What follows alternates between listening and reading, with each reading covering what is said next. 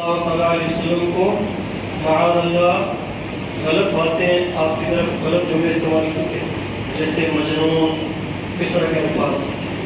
تو اللہ رب العزت نے اس شخص کے 10 عیب بیان کیے، اور اس کے بعد میں ہے اِنَّا بَلَوْنَاهُمْ كَمَا بَلَوْنَا أَصْحَابَ الْجَنَّةِ إِذْ أَقْسَمُوا لَيَصْرِمُنَّهَا مُصْبِحِينَ.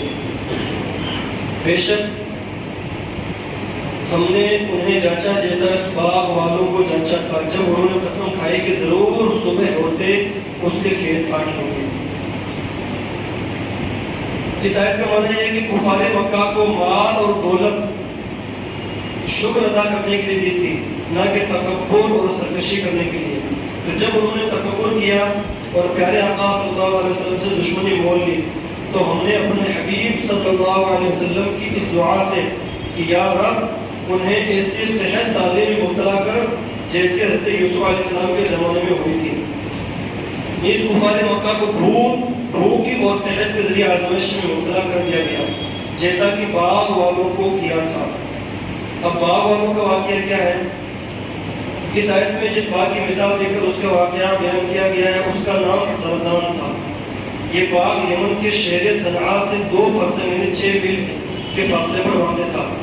اس باغ کا مالک نیک شخص آدمی تھا اور وہ باغ کے پھل کثرت کے ساتھ فقیروں کو دیتا تھا.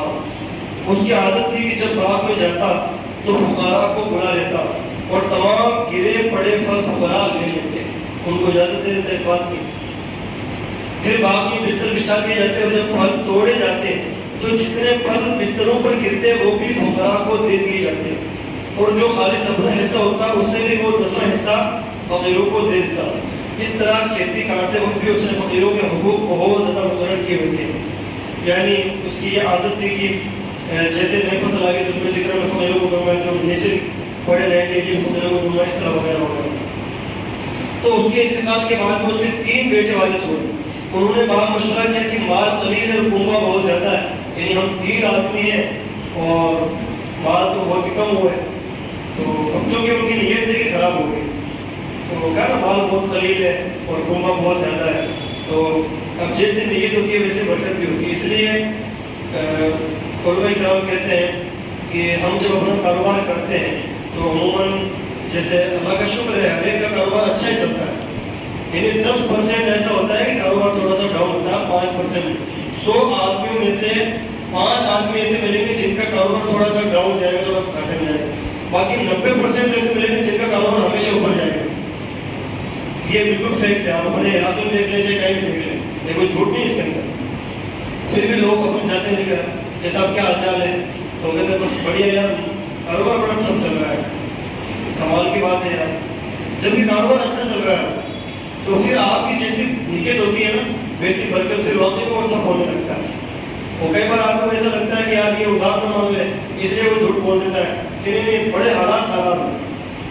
تو اس طرح آدمی کی الگ الگ سچویشن ہوتی ہے. کئی بار ایسا ہوتا ہے کہ وہ آدمی خود اپنے آپ کو چھوٹا ظاہر کرنے کے لیے یا اس لیے کہ اس کو پتہ نہ چلے کہ میں نے اتنا کما لیا ہے، ارے بھائی صاحب اتنی حالت خراب ہوگی مارکیٹ کی، کھانے کے زہر کھانے کے پیسے نہیں میرے پاس، تو بھائی یوں بولتے لوگ. تو جس طرح آپ کی نیت ہوگی اسی طرح برکت بھی ہوگی. اگر آپ کسی کو اپنی کمائی نہیں بتانا چاہتے تو کوئی بات نہیں، لیکن آپ جھوٹ مت بولیں. آپ یوں بول دیجیے اس کو کہ اللہ کا شکر الحمدللہ بڑھیا چل رہا ہے، دال روٹی کے پیسے ہو رہے ہیں، گوشت روٹی ہو رہے ہیں، بس خوب بڑھیا اللہ کا شکر ہے، بہت بڑھیا اللہ کا. یعنی کبھی اس میں آپ کبھی نہ بتائیں. آپ جیسی اس میں نیت کریں گے نا کہ بڑے حالات خراب ہیں، جبکہ ہم دیکھ رہے ہیں آپ صبح شام ماشاء اللہ لگے کام کر رہے ہیں، بڑے اچھا بیچ رہے ہیں، ہر آدمی اچھا بیچ رہا ہے، پلوٹ کا کچھ بھی ہو تو پھر اس میں برکت ویسی ہو جائے گی، پھر وہ مال واقعہ کم ہو جائے گا. تو انہوں نے مشورہ کہ مال قلیل ہے کنبہ بہت زیادہ ہے، جبکہ پہلے بھی وہی کنبہ تھا، پہلے وہی 3 لڑکے تھے اور پہلے بھی وہی باپ تھا. تو کیا وہ باپ بڑے لڑکوں کو بھوکے تھوڑی مار رہا تھا، اچھا خاصا انہوں دے رہا تھا، مگر اب نیت بدل گئی. اس لیے اگر والد کی طرح ہم بھی خیرات جاری رکھیں تو تنگ دست ہو جائیں گے، کیا کہا غریب ہو جائیں گے. جبکہ اللہ تعالیٰ فرماتا ہے اگر تم اللہ رب العزت کی بارگاہ میں خرچ کرو گے، غریبوں کو مسکینوں کو دو گے تو تمہارا مال گھٹے گا نہیں بڑھے گا. فرمایا یمحق اللہ الربا ویربی الصدقات. وہ تو کہتے کہ اگر 1 لاکھ روپے ہے تھوڑا سود دے دو یار، بیاج سے کچھ پیسہ آ جائے گا تو پیسے بڑھ جائیں گے. جبکہ اللہ تعالیٰ فرماتا ہے اللہ یمحو اللہ الربا، بیاج اور سود کو مٹاتا ہے، ویربی الصدقات، اور صدقات کو بڑھاتا ہے، یعنی اگر آپ صدقہ دو گے تو آپ کا مال بڑھے گا، ڈیفینیٹلی بڑھے گا۔ تو انہوں نے کہا متردد ہو جائیں گے۔ اس پر انہوں نے آپس میں مل کر قسمیں کھائی کہ صبح سویرے لوگوں کے اٹھنے سے پہلے ہی باغ میں چل کر پھل توڑ دیں گے تاکہ مسکینوں کو خبر نہ ہو۔ اس لیے کہ وہ عموماً اتنے بڑے باغ میں جب پھل توڑے جاتے ہیں تو لوگوں کو پتہ چل جاتا ہے اور مسکین جمع ہو جاتے ہیں عادت کے مطابق۔ اگر انہوں نے ہم تو فجر سے پہلے چلے جائیں گے اور پہلے چھوڑ دیں تاکہ کسی کو خبر بھی نہ ہو، تو اللہ تعالیٰ فرماتا ہے کہ انہوں نے قسم کھائی کہ ضرور صبح ہوتے ہی اس کے کھیت کاٹ لیں گے، ولا یستثنون، اور کیا ہے، اور انشاءاللہ نہ کہا۔ یعنی اس سے یہ بھی پتہ چلتا ہے کہ اگر وہ انشاءاللہ کہتے ہیں تو اللہ رب العزت ان کے باغ کو برباد نہیں کرتا۔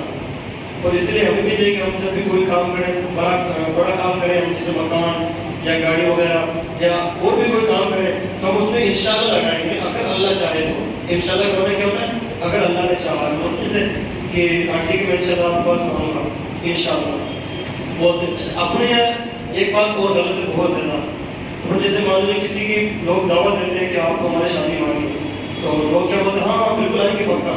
اچھا جب عادت نہیں ہوتا ہے یا مطلب جیسے شک ہوتا ہے نا، تو ہاں انشاءاللہ آئیں گے، مطلب کیا ہوا یہ شک والی بات ہے، تو یہ غلط طریقہ ہے۔ اگر آپ کو پکا جانا ہے تو آپ بتا ہاں انشاءاللہ آئیں گے ضرور، اور آپ کو جانا ہی نہیں ہے تو پھر آپ یہ بولیں کہ میرا ارادہ کنفرم نہیں ہے، پھر بھی کوشش کروں گا انشاءاللہ، اس وقت آپ بول سکتے ہیں۔ اپنے جب پکا ہو بولتے ہیں پکا ہوگا، انشاءاللہ نہیں بولتے اس وقت، اور جب کچا ہو تو بولتے ہیں انشاءاللہ، یہ غلط طریقہ ہے۔ بولا اس سے سنو، تو انہوں نے پکا ارادہ کر لیا، باغ کے پھل کاٹنے کا انشاءاللہ نہیں کہا۔ اس سے ہمیں پتہ چلا کہ جب پکا ارادہ ہو تو انشاءاللہ کہنا چاہیے ضرور، تاکہ اللہ کی رضا اس میں شامل حال ہو جائے۔ فطاف علیہا طائف من ربک وہم نائمون فاصبحت کالصریم، تو اس پر تیرے رب کی طرف سے ایک پھیری کرنے والا پھیرا کر گیا، اور وہ سوتے تھے تو صبح دیکھ گیا جیسے پھل ٹوٹا ہوا۔ فتنادوا مصبحین، پھر انہوں نے صبح ہوتے آپس میں ایک دوسرے کو پکارا کہ تڑکے اپنی کھیتی کو چلو، اگر تمہیں کاٹنی ہے تو چلے۔ آپس میں آہستہ آہستہ کہتے جاتے تھے کہ ہرگز آج کوئی مسکین تمہارے باغ میں نہ آنے پائے، اور تڑکے چلے اپنے اس ارادے پر قدرت سمجھتے تھے۔ اور پھر جب اسے دیکھا، جب باغ کے پاس پہنچے تو دیکھا یہ تو پورا سوکھ چکا ہے، تو بولے بے شک ہم راستہ بھیگ گئے۔ انہوں نے صبح سویرے پھل توڑنے کی قسم کھائی انشاءاللہ کہنا بھول گئے، اور اس کے بعد یہ چلے اور ایک دوسرے کو اپنے ارادے سے آگاہ کیا۔ جب باغ کے پاس پہنچے تو کہا کہ یہ باغ ہمارا نہیں ہے، ہم راستہ بھول گئے، یہ کوئی دوسرا راستہ ہے۔ بے شک ہم کسی اور باغ میں پہنچ گئے کیونکہ ہمارا باغ تو بہت بھلدار ہے۔ پھر جب غور کیا تو اس کے در و دیوار کو دیکھا اور پہچان لیا کہ یہ باغ تو اپنا ہی باغ ہے، اور کہنے لگے ہم راستہ نہیں بھولے بلکہ حقدار مسکینوں کو روکنے کی نیت کر کے ہم خود اس کے پھل سے محروم کر دیے گئے۔ اور ان میں سے جو عقل مند تھا اس نے کہا کیا میں نے تم سے نہیں کہا تھا کہ تم اللہ تعالیٰ کی تسبیح کیوں نہیں کرتے ہو؟ یعنی ان میں سے ایک بندہ ایسا تھا جو بہت نیک تھا۔ عموماً ایسا ہوتا ہے، دو تین بھائی ہوتے ہیں تو ایک تھوڑا نیک ہوتا ہے، باقی تھوڑے سے الگ مزاج کے ہوتے ہیں، تو ہونا چاہیے کہ جو نیک ہو اس کی بات مانے، اس لیے کہ نیک بندے کی بات میں اللہ تعالیٰ برکت رکھتا ہے، بھلے وہ آپ کو چھوٹا موٹا لگ گئی ہے یہ کیا نماز یہ کیا نہیں، ایسا کچھ نہیں، نیک آدمی کی زبان میں برکت ہوتی ہے۔ تو اس نے کہا، اس پر سب نے کہا ہمارا اللہ پاک ہے، بے شک ہم ظالم تھے، اور وہ اس وقت ملامت کرتے ہوئے ایک دوسرے کی طرف متوجہ ہوئے۔